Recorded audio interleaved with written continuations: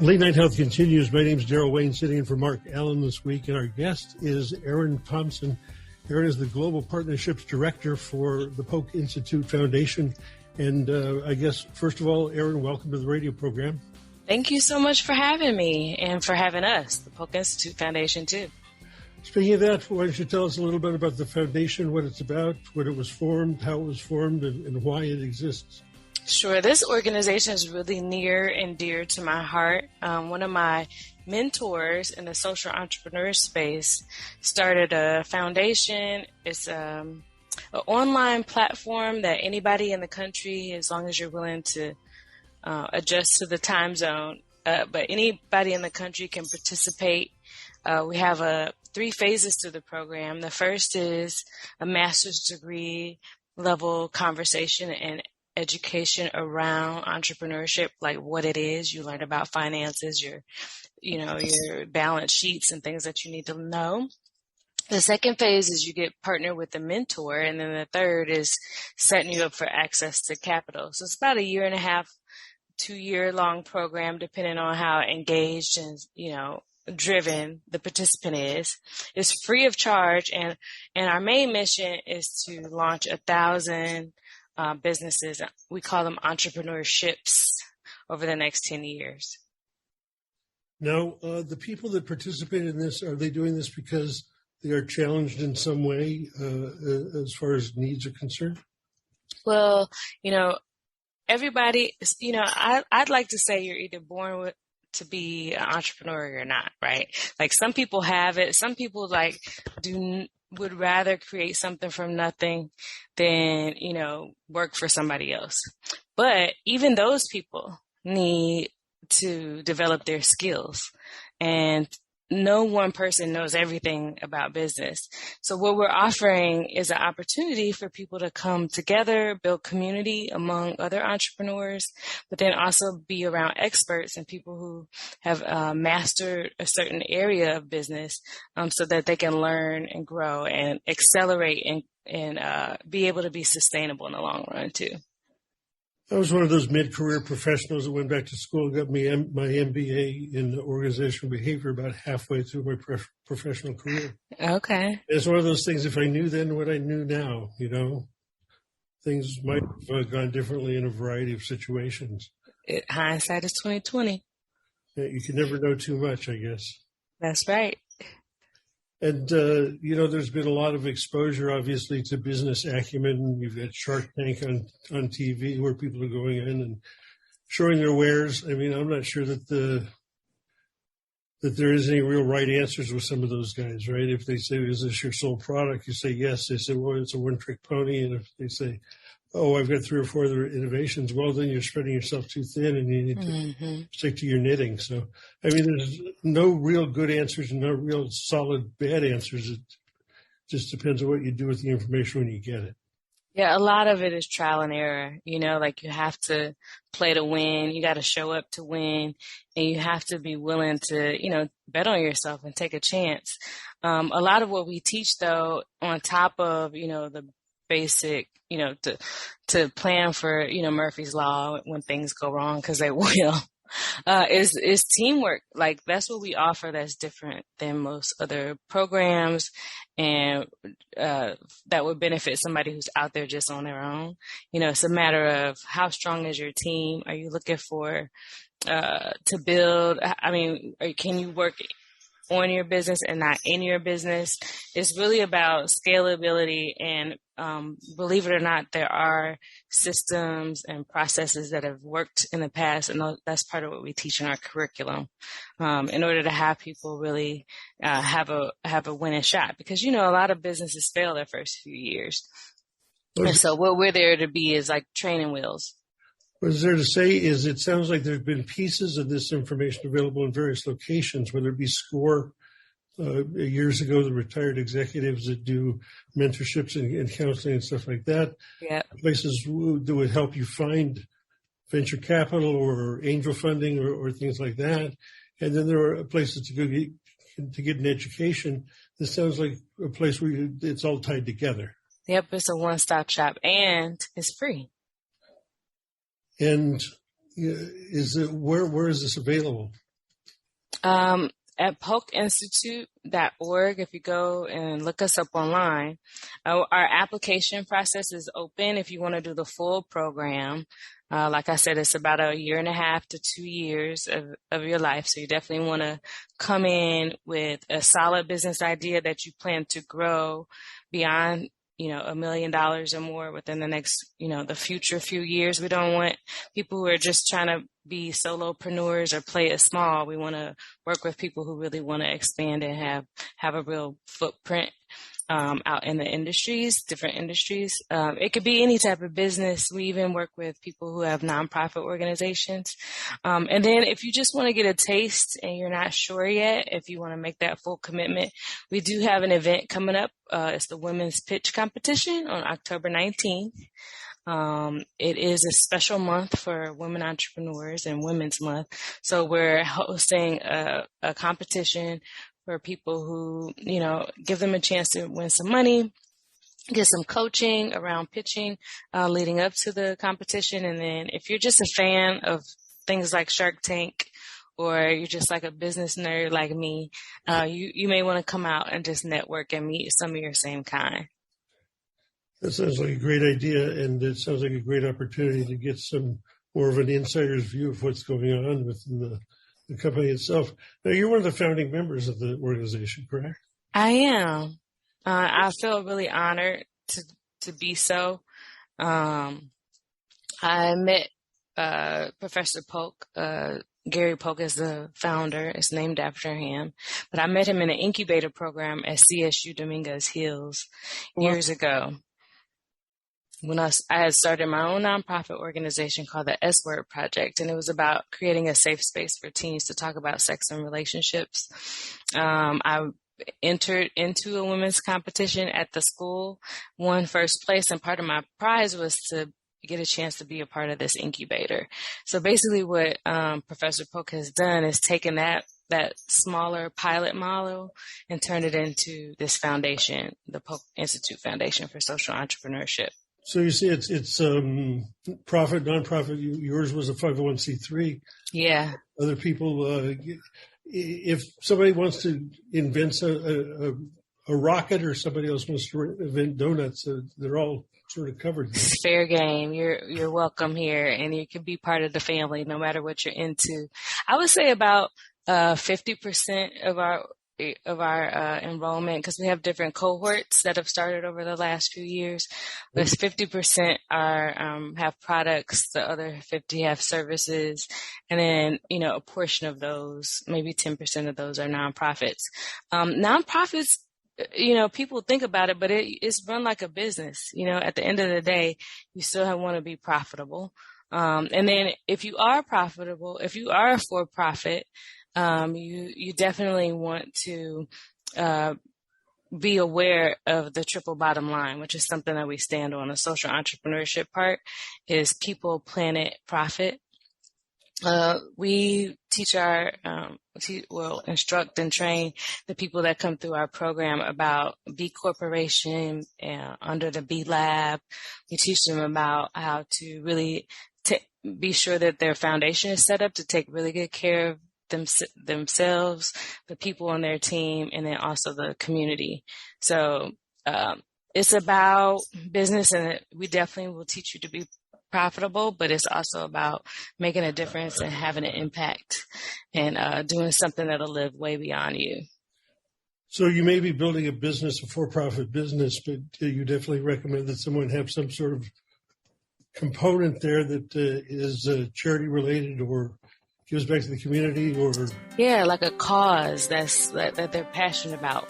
On the one hand, it's going to help them stay motivated to do what they do, because there's going to be days where you want to give up, but because a portion of your profits is going to end homelessness or teach a kid to read or put some food on the table of somebody who's less fortunate, you may keep going. But then also, customers care about that now. People want to know, who's making their jeans, or, the person that's bringing the mental health services, but they want to make sure those people are well taken care of at that business.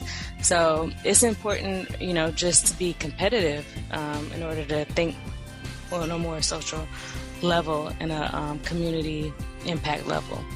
Talking to Erin-Thompson, Global Partnerships Director for the Polk-Institute Foundation. We're going to take this break right now. We'll be back in just a few minutes as Late Night Health continues. Recently, I met Jacqueline from Bright here in Los Angeles. She gave me a hearing exam and then showed me how to hear again with the new Signia Pure Series hearing aids, and she can give you your life back too. I hear birds chirping, birds cooing, and even my wife. They easily connect to my smartphone. The Signia hearing aids are amazing, and with the charge and go, I don't have to fiddle with batteries and hear all day long. Not hearing is frustrating for you and your family. I know you don't have a problem, but trust me, call Bright Here now for a free hearing exam, a $125 value, yours free, just for making an appointment now. There are offices throughout the Los Angeles area. Call Bright Here now at 323-424-7100. That's 323-424-7100 for a free hearing exam. There's no obligation. Call now, 323-424-7100, or visit them on the web at brighthere.com.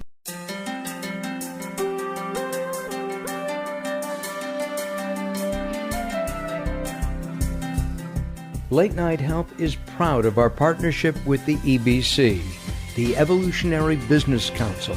Check them out at ebcouncil.com.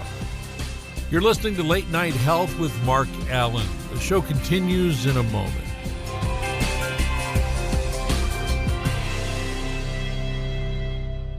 If you're listening to Late Night Health right now, you're part of the growing target of baby boomers we're serving. Hi, I'm Darrell Wayne, producer of Late Night Health, inviting you to join the Late Night Health family. If you have any business targeting the growing boomer market, Late Night Health is the ideal advertising vehicle for you.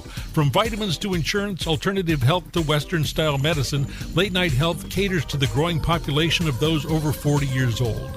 This vibrant demographic has expendable income to fight aging, purchase travel, take care of aging parents, or just have fun.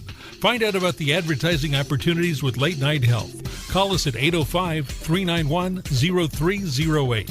That's 805-391-0308, or email us at info@latenighthealth.com. That's info@latenighthealth.com.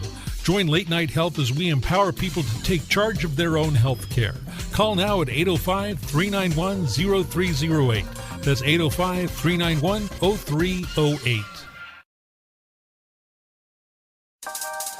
Sometimes it's not what you say, it's how you say it. Words are a critical aspect of success. How you get your point across is a crucial part of what makes anything sell. So do it right and hire a writer. Whether it's articles, blog posts, technical writings, website content, product descriptions, or ghostwriting anything from a novel to a nonfiction book about your navel, contact Servet Hassan. If you want it to sell, write it right. Email Servet at servet@servethassan.com.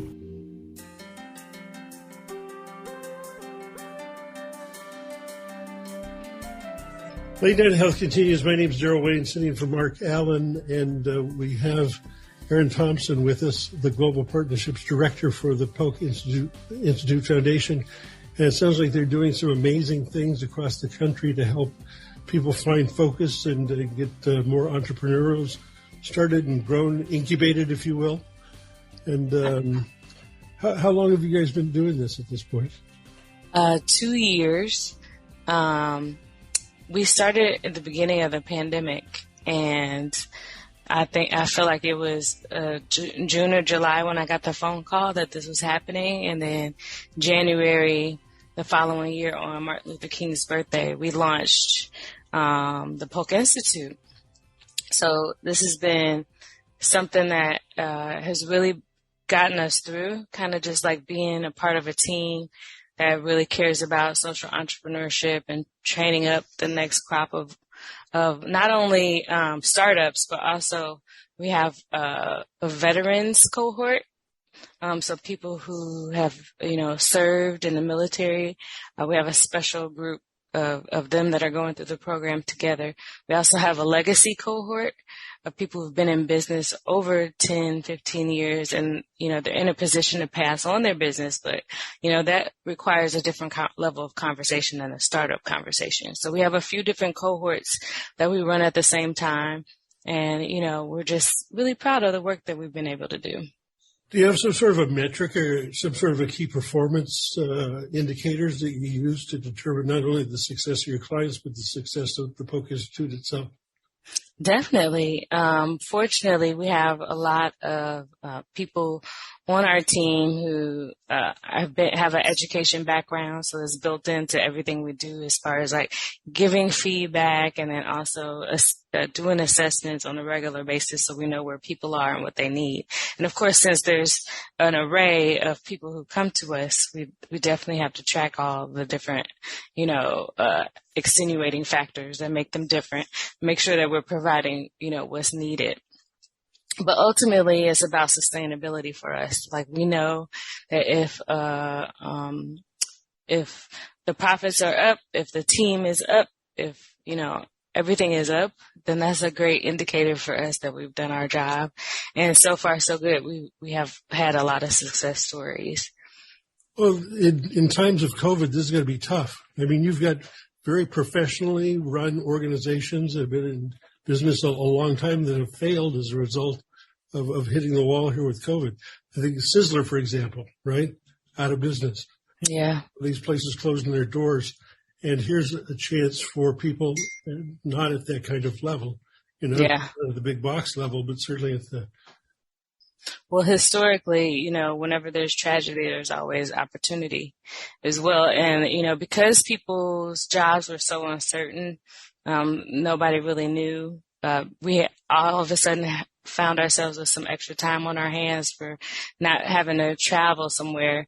Here comes the polk-institute with the online platform, a few hours a week, 5 to 10 hours worth of, commitment a week in order to really pursue your dream, what you really wanted to do, and that's how we were able to, step in and meet that need and help a lot of people get through. Some of our participants are thriving. Others have been, lost people through the program, and we've had to pause and be a support to each other, but we had each other, at the end of the day. So it's been a beautiful thing to create this during this time. So not everybody gets in though, right? I mean, no, there is a screening process. A vetting process that you go through. Yes. Are there any famous names of people that you've turned down, like the FedEx guy? I'm sure there will be someday. But there is a. Went to those guys. This is a horrible idea. Next thing you know, we're like, oh, we missed that one. No, but for the women's pitch competition, which is coming up October 19th, 9:30 to 2:30 at the Optimus Studios on 104th Street. In order to apply to participate in the pitch competition, we were expecting a 2-minute video, with your company name, the problem that, you're out to solve, your solution, why your solution is unique, who your target market is, and we'll, record that video, assess it, and then invite you in for an interview process if you're chosen. The same applies for, the actual program itself. There is an application process. If you just go to polk-institute.org and scroll down a little bit, you'll be able to see the link to apply. And again, there is a video requirement and a due date. So make sure that you go and check out. Make sure that you're on time. But the next cohort's gonna start January 19th, 2023. But we're looking for people to apply now. Sounds great. Now this sounds like it's a more in-person type thing. Are people across the country involved, or is it just local at this point for this one? It's actually a national situation. I'm originally from Chicago, so when we first started, I spread the word. There's a couple people from Chicago. We've had a couple from the East Coast and Atlanta. So, like I said, if the time zone works, for some people it's better, especially if you have kids, once the kids go to sleep, then you can, log on to class on a Thursday night and, work on your dream. So we're talking to Erin-Thompson. Erin is the Global Partnerships Director of the Polk-Institute Foundation. A founding member of the organization, matter of fact, which is amazing, and has great opportunities.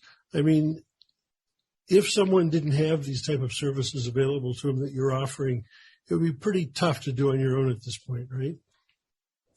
Yeah, I mean, it just takes longer. If you think about us all being like a network of communication and, almost like, when people say it's not what you know, it's who you know, I think there's a combination of that going on. Yeah, so why be both? Yeah, why not have the relationships, but then also have a plethora of people that you can rely on. So it's just about being, it does take being coachable. That's a big tenet. And it does take, being courageous and really putting yourself out there in order to be critiqued and in order to be told, okay, there may be a better way to do it. And not every entrepreneur is built like that, but, You said coachable. I mean, there's these restaurant remake programs and business remake programs. A lot of the people just don't want to admit to the fact that they might have to change something, do something differently. This is the way, there's that tribal knowledge. This is the way we've always done it, right? So we're going to just continue to do it. And it's limiting the success of some of these businesses, obviously. So being open to new ideas and open-minded, that's going to be pretty close to the top. Yeah, absolutely. And I just want to say, not miss the opportunity to acknowledge our partner for the women's pitch competition. The LA Urban League is sponsoring it.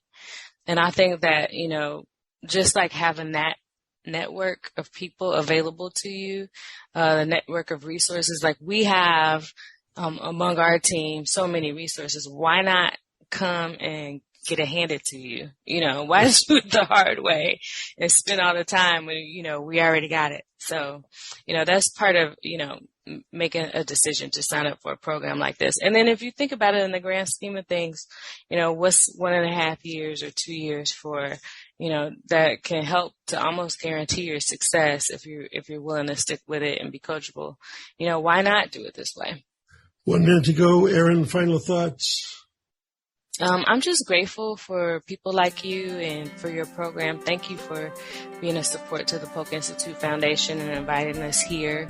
Anybody who's out there, I know that this is a wellness and healthcare community. I know some of you have businesses or are monetizing your services. Please consider being a part of the Polk-Institute Foundation. And if you're a woman or identify as a woman, please also consider participating in the Women's Pitch Competition in October. You have a website? It's polk-institute.org. Or you can go to Late Night Health and there'll be a picture of Erin there and a pass-through from her picture to their website as well. Erin, Thank you so much for spending some time with us. You're the best. Thank you. You're listening to Late Night Health. My name is Darrell and sitting for Mark Alyn this week. Have a good week, have a healthy week, and we'll see you next time.